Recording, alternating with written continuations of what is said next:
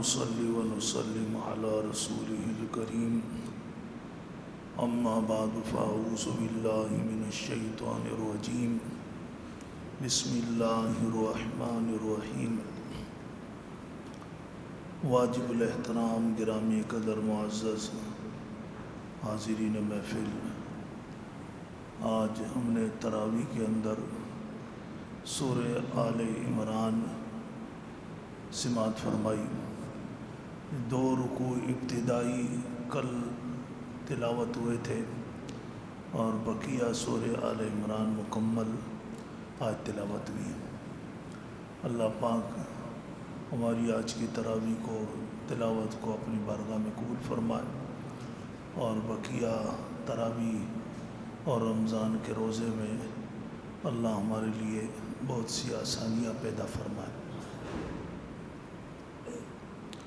تو میں نے جیسے عرض کیا تھا کہ ہم قرآن کریم میں جو مسائل ہیں ان مسائل کو بھی ڈسکس کریں گے۔ اس سلسلے میں سورہ بقرہ کے اندر کچھ مسائل آپ حضرات کے سامنے آئے اور آج یہ بھی مسئلہ آپ کے سامنے آئے گا کہ خلا کا مسئلہ بھی سورہ بقرہ کے اندر اللہ نے بیان کیا۔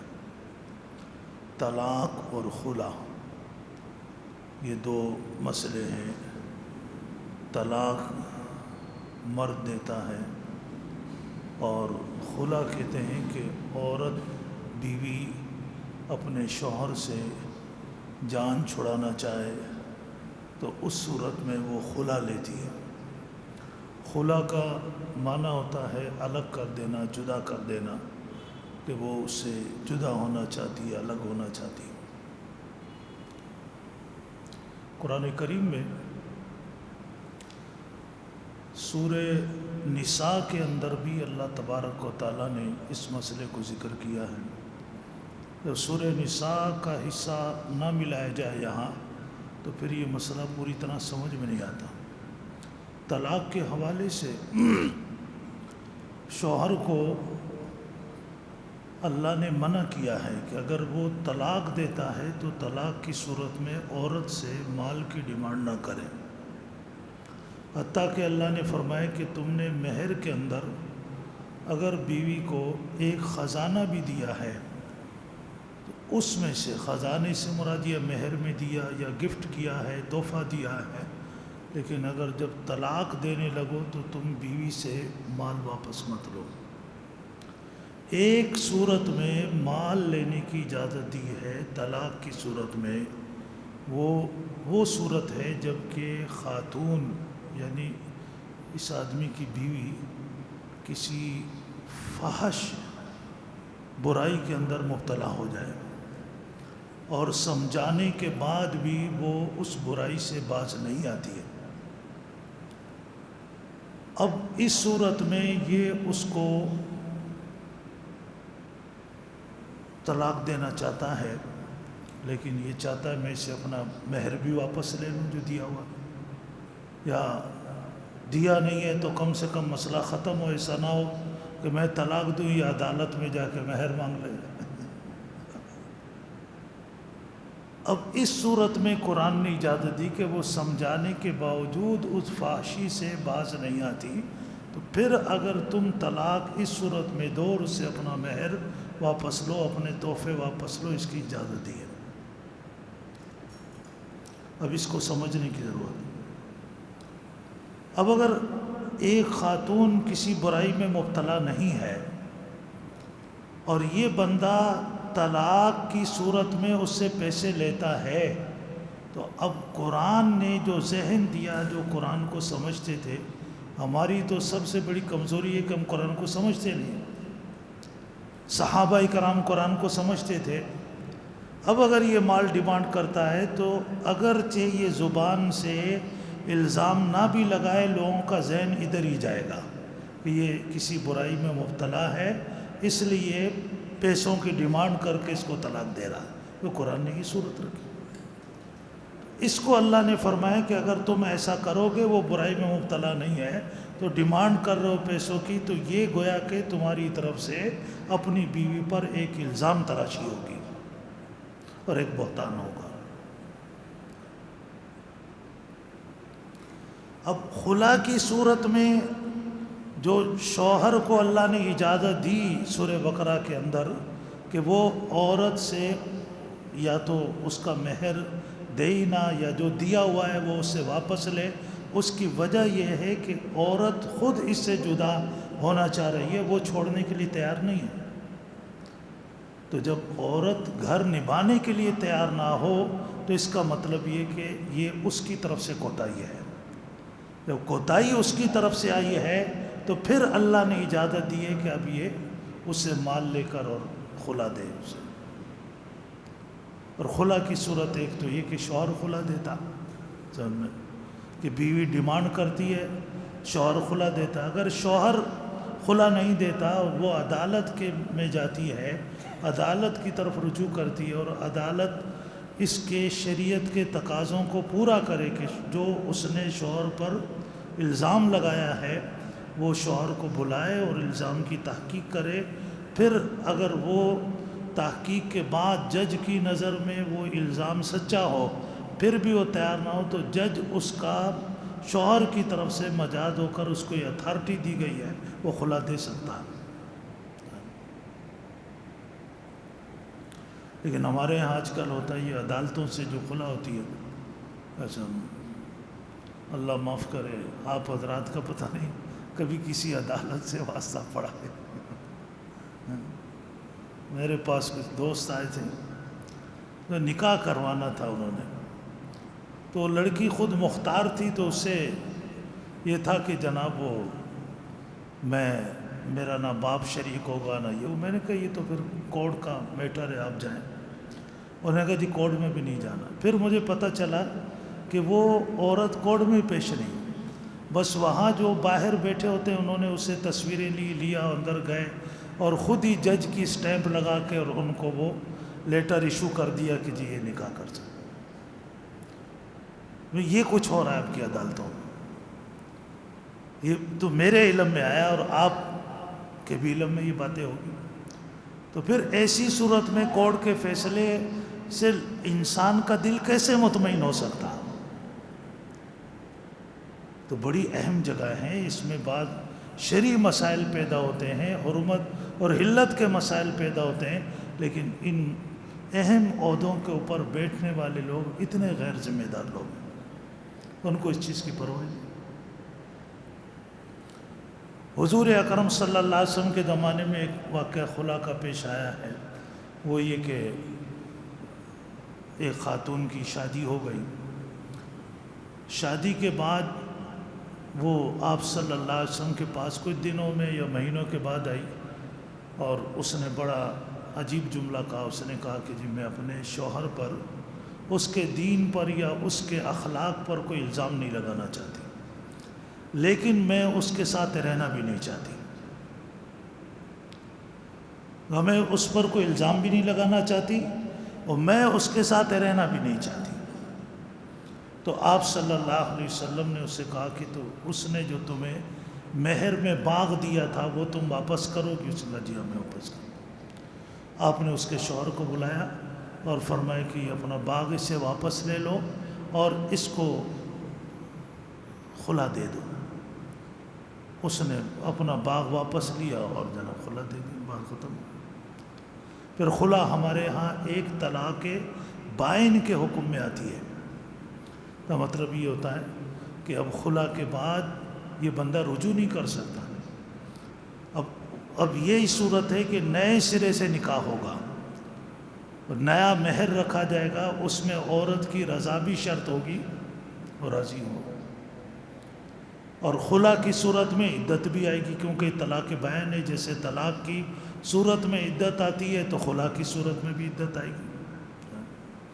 اور یہ مسئلے آپ کو زیادہ شاید سمجھ میں نہ آئے، کانوں سے اس لیے ٹکرا رہے ہیں، جب انسان باہر سنتا ہے تو ان مسائل کے بارے میں غیر محتاط گفتگو نہ کرے، سمجھ جائیں کہ یہ اللہ کا رسول کا حکم ہے، ہمارے دین کا ہے، اس کو ہمیں علماء سے سمجھنا ہوگا اور اس کے مطابق عمل کرنا ہوگا، اس میں ہم اپنی کوئی رائے قائم نہیں کر سکتے۔ اسی طریقے سے سورہ بقرہ کے اندر جو اور بڑا اہم مسئلہ جس میں ہماری پوری قوم بلکہ پوری دنیا اس وقت مبتلا ہے وہ سود کا مسئلہ، جبکہ سورہ بقرہ میں اللہ نے ارشاد فرمایا سود کے بارے میں، یہاں سے اس کو شروع کیا، الذین یأکلون الربا لا یقومون الا کما یقوم الذی یتخبطہ الشیطان من المس یتخبطہ الشیطان من المس۔ فرمائے کہ سود کھانے والے لوگ جب قیامت کے دن اپنی قبروں سے اٹھیں گے تو یہ بدحواس ہوں گے، ایسے ہوں گے جیسے کوئی جن ان کے جسم کے اندر گھس گیا ہے، بولی باتیں کریں گے اور کبھی کہیں سر ٹکرائیں گے، کبھی کیسے کریں گے، یہ ان کی حالت ہوگی۔ اور اللہ نے ارشاد فرمایا یمحق اللہ الربا ویربی الصدقات، اللہ پاک سود کو مٹاتا ہے، یعنی سود میں کوئی برکت نہیں ہوگی اور اس سے آپ کے گھر میں کوئی رحمت نہیں آئے گی۔ اس کے برعکس اگر کوئی بندہ اللہ کے راستے میں صدقہ اور خیرات کرے گا تو صدقہ اور خیرات کرنے کی برکات وہ اپنے گھر کے اندر محسوس کرے گا۔ یہ میں نے ایک واقعہ پڑھا کہ ایک بندہ تھا، گھر میں 12 افراد تھے اور 12 کے 12 بیمار، اس کو 12 افراد کی دوائی خریدنی پڑتی تھی، جو بوڑھے تھے وہی بیمار تھے، جو جوان تھے وہی بیمار تھے، بچے بیمار تھے، اور یہ دوائیاں خرید کے تنگ آ گیا۔ تو اس نے کسی سے کہا کہ یار کوئی اچھا ڈاکٹر ہو بس جو ہمیں اچھی طرح چیک کر لے، ٹیسٹ کر لے، تو 1-2 دفعہ دوائی دے، ہمیں فائدہ ہو جائے۔ کسی نے اس کو بتایا جی فلاں ڈاکٹر کے پاس آپ چلے گئے۔ جب وہاں گیا ڈاکٹر نے اس کی بات، وہ ڈاکٹر جو ہے وہ روشن ضمیر تھا، وہ سمجھ گیا کہ اس کے ساتھ کوئی مسئلہ کچھ اور ہے۔ اس نے اس کو کہا کسی اور ڈاکٹر کی طرف جو وہ اس پہ بہت زیادہ اعتماد کرتا تھا کہ وہ اس کو یہ دینی جو مسائل ہیں سمجھا سکتا ہے، کہ آپ وہاں جائیں۔ جب یہ وہاں گیا اس نے اس کی بات سنی، اس نے کسی اور ڈاکٹر کی طرف ریفر کر دیا۔ جب وہاں گیا تو وہاں یہ حیران تھا کہ یار یہ تو کوئی کلینک بھی یہاں نہیں لگ رہا، نہ کوئی ہاسپیٹل لگ رہا ہے، اس بندے نے مجھے بھیجا۔ بہرحال چونکہ گیا تھا، جا کے بیل بجائی، صاحب باہر نکلے، آپ ڈاکٹر ہیں؟ کہا کہ میں ڈاکٹر نہیں۔ کہا حکیم ہے؟ کہا نہیں حکیم بھی نہیں ہوں، یعنی مجھے تو آپ کی طرف بھیجا ہے کہ آپ یہ بتا کے کہ آپ ڈاکٹر ہیں۔ انہوں نے کہا مسئلہ کیا ہے؟ بولا جی یہ مسئلہ۔ کہا اچھا آپ بیٹھے ہیں، بیٹھے۔ اس کو ڈرائنگ روم میں بٹھایا، اس کی پوری بات سنی۔ پوری بات سننے کے بعد اس نے اس سے پوچھا کہ آپ کاروبار کیا کرتے ہیں؟ اس نے کہا کاروبار تو کچھ نہیں کرتا ہوں۔ کہ لگا پھر آپ کے گھر کا جو گھر کا راشن ہے، کھانے پینے کا سلسلہ ہے، گھر کے اخراجات ہیں، کیسے پورے ہوتے ہیں؟ اس نے کہا میں نے بینک میں رقم جمع کرائی ہوئی ہے اور وہاں سے مجھے جو انٹرسٹ ملتا ہے وہ ہم گھر میں استعمال کرتے ہیں۔ اس نے کہا بس آپ کی بیماری ہے۔ اب اس نے کہا اب اس کا علاج کیسے ہوگا؟ کہا کہ علاج ایسے ہوگا کہ آپ پہلی فرصت میں جائیں، اپنا اکاؤنٹ چینج کریں، 7 اکاؤنٹ ختم کر کے کرنٹ اکاؤنٹ بنائے اپنا، اور پھر اس میں سے رقم لیں اور کوئی چھوٹا موٹا کاروبار شروع کریں۔ اور پھر اس نے ایک وقت دیا اس کو 3-4 مہینے کے، یہ اس پہ عمل کریں کہ بعد میرے پاس آپ آئیں۔ اب اس کے پاس کوئی راستہ نہیں تھا سوائے عمل کرنے کے۔ اس نے محنت کی، بات مانی، عمل کیا، 4-5 مہینے کام کر کے وہ پیسے گھر میں استعمال کیے تو ساری بیماری ختم ہو گئی۔ جب وہاں کیا کہنے لگا اب کیا حال ہے؟ کہا کہ سب ٹھیک ہوگا، اب کسی کوئی دوائی لینی۔ تو اب دیکھیے قرآن پاک میں اللہ نے سود کے بارے میں ارشاد فرمایا کہ یا ایھا الذین آمنوا اتقوا اللہ وذروا ما بقی من الربا ان کنتم مؤمنین، یہ ایمان والو اللہ سے ڈرو، تمہاری جو لوگوں کی طرف سود کی رقم ہے اس رقم کو ختم کر دو۔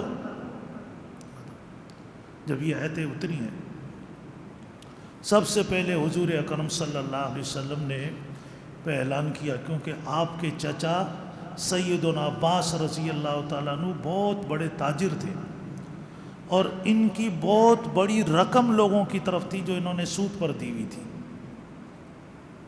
آپ نے فرمایا کہ آج میں حجۃ الوداع کے موقع پر اعلان کر رہا ہوں، میرے چاچا نے جن لوگوں کو سود پہ رقم دی ہے، سود ہم نے ختم کر دیا، اصل رقم واپس کر دینا۔ حضرت عباس کھڑے ہوئے، ان کا میں نے اصل رقم بھی معاف کر دی ہے، ختم، بات ہی ختم۔ اور آپ نے اس خطبے میں فرمایا کہ سود کو میں آج اپنے قدموں کے نیچے دفنا کے جا رہا ہوں۔ اللہ نے فرمایا فَإِن لَّمْ تَفْعَلُوا فَأْذَنُوا بِحَرْبٍ مِّنَ اللَّهِ وَرَسُولِهِ، اگر تم سودی لین دین کاروبار ختم نہیں کرتے تو پھر اللہ اور اس کے رسول کے ساتھ اعلان جنگ کر دو۔ اللہ اور رسول کے ساتھ کون لڑ سکتا؟ وہی لڑے گا جو احمق ہوگا، جس کو اللہ کی طاقت کا پتہ نہیں ہوگا، اللہ کی طاقت کا احساس نہیں ہوگا، وہی تیار ہوگا لڑنے کے لیے۔ اور اس میں اللہ نے خود پھر ترغیب دی آگے، فرمائے کہ جن کو تم نے سودی رقم دی ہوئی ہے سود ختم کر دو، اور ان کے پاس اگر تمہاری اصل رقم واپس کرنے کے لیے ابھی کوئی پیسے نہیں ہیں تو ان کو مہلت دو، جب تک اصل رقم آتی ہے ان کو مہلت دو، وہ وقت آنے پر تمہیں اصل رقم واپس کر دیں گے۔ اور اس مسئلے کو حل کرنے کے لیے کہ سود کو قرآن نے ختم کیا، تو قرآن پاک نے مسلمانوں کو قرض دینے کی ترغیب دی، اور اس کے ساتھ ساتھ صدقات کے اوپر بہت زیادہ زور دیا۔ اور قرض کے اندر دونوں طرف لوگوں کو اس بات کی ترغیب دی، قرض کوئی مانگے اس کو دیا بھی جائے، اور جس نے قرض لیا ہے وہ وقت کے اوپر واپس بھی کرے۔ قرآن پاک کے جو احکامات ہیں، ان احکامات پر عمل بھی تب ہو سکتے گا جب آپ معاشرے کے کردار اور اخلاق کو بنائیں گے۔ اب سود کو تو حرام قرار دے دیا، لیکن قرض میں لوگوں کی حالت یہ ہو کہ قرض لیا واپس ہی نہیں کرتے۔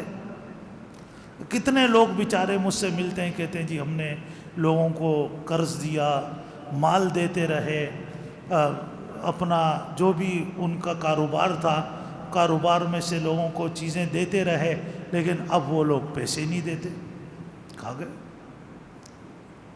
اب ایسے معاشرے کے اندر انسان قرض کیسے دے سکے گا؟ قرض تو نہیں دے سکے گا۔ اب آ جائے گی بات صدقات اور خیرات کے اوپر، اور صدقات خیرات کے اندر بھی آپ دیکھیں اس وقت جو ہمارا معاشرہ ہے، آج آپ اعلان کر دیے اسپیکر کے اوپر کہ حرا مسجد کے اندر راشن تقسیم ہو رہا، آپ دیکھیے کہ لین لگ جائے گی باہر۔ ایسے لوگ جن کو کبھی آپ نے اس علاقے میں نہیں دیکھا ہوگا، اور اگر آپ نے اعلان کر دیا کہ راشن ان کو ملے گا جو نابینا ہیں، تو 500 بندے کھڑے ہوں گے، سب نے آنکھیں بند کی ہوئی ہوگی کہ میں بھی نابینا ہوں۔ اس کے لیے قرآن پاک جو ہم ابھی پڑھ رہے تھے نا سورہ آل عمران میں، قرآن پاک ایک معاشرہ تشکیل دیتا ہے۔ قرآن اچھے لوگوں کی تعریف کرتا ہے، اچھے لوگوں کی، نیک لوگوں کی تعریف کرتا ہے، تاکہ لوگوں کو ترغیب ہو، وہ نیکی کا راستہ اختیار کریں۔ مجھے ایک بندے نے پرسنل اپنا ذاتی واقعہ سنایا، اب تو بیچارہ فوت ہو گیا، اللہ جنت نصیب کرے، آرمی میں اچھے عہدے پر تھا۔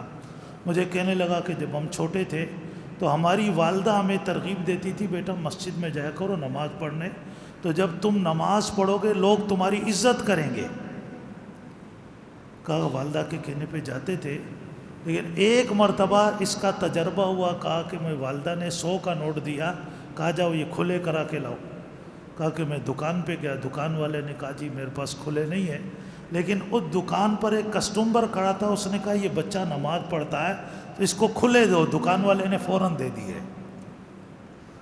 کہا اس وقت یقین ہوا کہ ہاں نماز پڑھنے سے لوگ عزت کرتے ہیں۔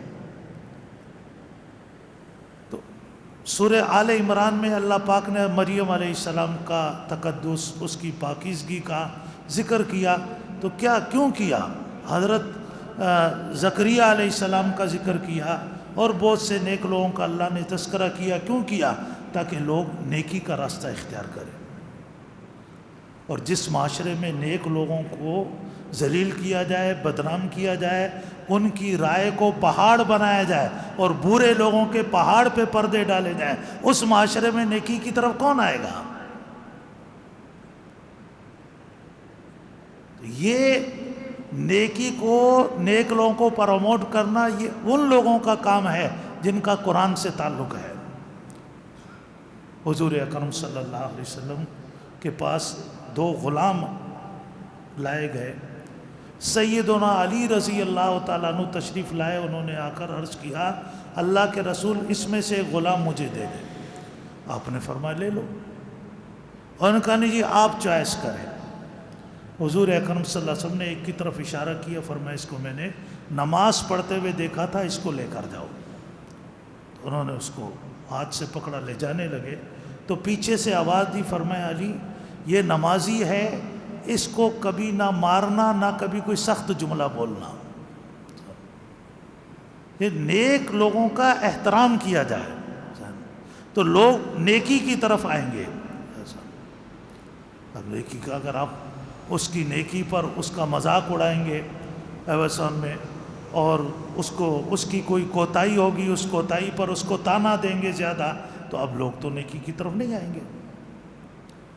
تو میں عرض کر رہا تھا کہ قرآن پاک نے جب سود کو حرام کیا، قرضے اور صدقات کی ترغیب دی، حضور اکرم صلی اللہ علیہ وسلم نے صحابہ کو بتایا، فرمایا کہ میں نے جنت کے اندر ایک دیوار کے اوپر عجیب تحریر دیکھی کہ جو بندہ کسی کو صدقہ دیتا ہے تو صدقے کے اوپر تو 1 روپے پہ 10 روپے کا، 1 پر 10، اور جو قرضہ دیتا ہے تو 1 پر 18. تو صحابہ حیران ہو گئے یہ کیوں ہے؟ فرمایا وہ اس لیے ہے کہ قرضہ ہر بندہ لیتا نہیں ہے. قرضہ وہ لیتے ہیں جو بہت زیادہ خود مختار ہوتے ہیں، جو صدقات کی طرف نہیں جاتے. تو خود مختار بندے کی مدد کرنا، اس کا اجر اور ثواب اللہ نے بڑھا دیا. پھر یہ بھی ہے کہ بھئی قرضے کے اندر جو جس طرح آج کل کا ایک ہمارا ماحول بنا ہوا ہے، تو احتیاط تو بہت ضروری ہے. صدقات کے اندر بھی احتیاط ہے. اور حضور اکرم صلی اللہ علیہ وسلم نے خود بھی کی ہے کہ جو بلا وجہ کسی کو کہیں جا کر صدقہ مانگنا، خیرات مانگنا، اسلام اس چیز کو پسند نہیں کرتا. واضح حدیث حضور اکرم صلی اللہ علیہ وسلم کے پاس ایک آدمی آیا اور اس نے آ کر دستے سوال دراز کیا. آپ نے اس سے پوچھا کیا تمہارے پاس کوئی چیز نہیں ہے گھر میں؟ تو بھکاری تھا لیکن بولا اس نے سچ. اس نے کہا جی میرے گھر میں میرے پاس ایک پیالہ ہے جس میں ہم دودھ پیتے ہیں، پانی پیتے ہیں اور کوئی اس چیز کھا لیتے ہیں، اور ایک چادر ہے کہ جس چادر کو ہم نیچے بچھاتے ہیں، کچھ حصہ اس کا اوڑھ لیتے ہیں. تو آپ صلی اللہ علیہ وسلم نے فرمایا چادر تو تم رکھو، پیالہ لے کر آؤ میرے پاس. وہ پیالہ لے کر آیا تو آپ نے اپنے ہاتھ میں لے کر اس کو لہرایا اور فرمایا کون اس پیالے کو خریدے گا؟ تو ایک بندے نے کہا جی میں خریدتا ہوں 1 درہم میں. آپ نے فرمایا 1 درہم میں، یہ کم قیمت لگا رہے ہو. پھر آپ نے فرمایا کون ہے جو زیادہ مہنگا لے گا؟ ایک نے کہا جی میں 2 درہم میں خریدوں گا. آپ نے کہا جاؤ. اس سے 2 درہم لیے، پیالہ اس کو دیا اور اس بندے کو وہ 2 درہم دیے. فرمایا اس میں سے 1 درہم کی کلاڑی لے کر آؤ میرے پاس خرید کے، اور 1 درہم سے اپنے بیوی بچوں کا جا کر راشن خریدو. پھر وہ گیا، کلاڑی لے کر آیا. حضور اکرم صلی اللہ علیہ وسلم نے اپنے ہاتھ مبارک سے اس میں لکڑی کا دستہ ڈالا، اس کو دیا اور فرمایا کہیں سے کوئی رسی لو اور جنگل سے لکڑیاں کاٹ کے لایا کرو، بیچا کرو. 15 دن کے بعد میرے پاس آنا، پھر مجھے بتانا کیا ہوا. 15 دن کے بعد وہ آیا اور اس نے کہا کہ جی اللہ کا شکر ہے میرے گھر کا سارا خرچہ بھی چلتا رہا اور آج میرے پاس 10-12 درہم بچے ہوئے ہیں. تو آپ نے فرمایا یہ محنت کرنا تمہارے لیے بہتر ہے اس سے کہ کل قیامت کے دن تم آؤ اور بھیک مانگنے کی وجہ سے تمہارے چہرے کا سارا گوشت اتر چکا ہو اور تمہارا چہرہ ایک جلے بھنے ہوئے بکری کے سر کی طریقے سے ایک ڈھانچہ بنا ہوا ہو. تو اس برے انجام سے بچنے کے لیے بہتر ہے کہ آج تم محنت کرو۔ کئی ایسے واقعات ہوئے احادیث مبارکہ میں موجود ہے، لوگ آتے تھے، کوئی بات جن کو آپ مستحق سمجھ دیتے نہیں تو آپ اوپر، بعض مرتبہ آپ اس کے پاؤں سے لے کے سر پر نظر ڈالتے اور پھر اس سے فرماتے تھے کہ دیکھو اگر تمہارا کہتے ہو تو میں دے دیتا ہوں، لیکن جب تم کمانے کے قابل ہو تو جاؤ کماؤ، سوال کرنا کوئی اچھی چیز نہیں ہے۔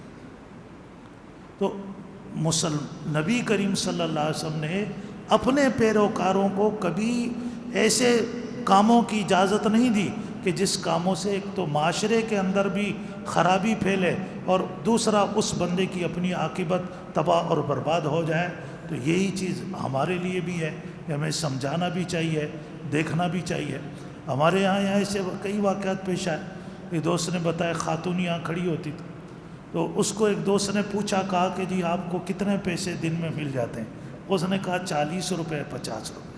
انہوں نے کہا اگر میں آپ کو مہینے کے 3000 روپے دوں آپ یہ بھیک مانگنا چھوڑ دیں گے؟ اس نے کہا جی ہاں۔ کہا ٹھیک ہے آپ میرے ساتھ آ جائیں۔ اس نے کہا میں آگے اس کو اپنے گھر لے گیا، وہاں لے جا کر اس کو ہم نے کھانا وانا کھلایا اور اتنا کہا کہ آپ صبح کو ہمارے گھر آ جایا کریں، تھوڑا بہت کام کیا کریں، خود بھی کھانا کھائیں، بچوں کے لیے بھی لے جائیں، اور مہینے کا 3000 دیں گے آپ کو۔ کہنے لگا اس کے بعد نہ وہ ہمارے گھر آئی نہ یہاں گیٹ پہ نظر آئی۔ تو اگر یہ تھوڑا سا ہم بھی یہ کام شروع کر دیں تو آپ دیکھیں کہ معاشرے میں تو اللہ کرے بہتری آ جائے، لیکن بہرحال انسان کوشش کرتا ہے تو اس کا اجر ثواب تو اس کو ملتا ہے۔ تو بہرحال سورہ بقرہ کی یہ 2-3 باتیں آج میں نے عرض کر دی ہیں۔ حج کا بھی اللہ نے سورہ بقرہ کے اندر ذکر کیا ہے، تو حج کے بارے میں بھی کچھ مسائل ہیں، انشاءاللہ وہ بھی کل بتا دیں گے۔ سورہ آل عمران کا بھی تھوڑا سا خاکہ میں نے ذکر کر دیا کہ سورہ عمران میں اللہ نے نیک لوگوں کی تعریف کی ہے، ان کا ذکر کیا ہے، اور وہ اس لیے کیا تاکہ لوگ نیکی کا راستہ اپنائیں، نیک لوگوں کے ساتھ محبت کریں، اور تاکہ اور لوگوں کے اندر بھی نیکی کا ذوق اور شوق پیدا ہو۔ اللہ ہمیں قرآن پاک کو سمجھنے کی، عمل کی توفیق نصیب فرمائے۔ باخر الحمد للہ۔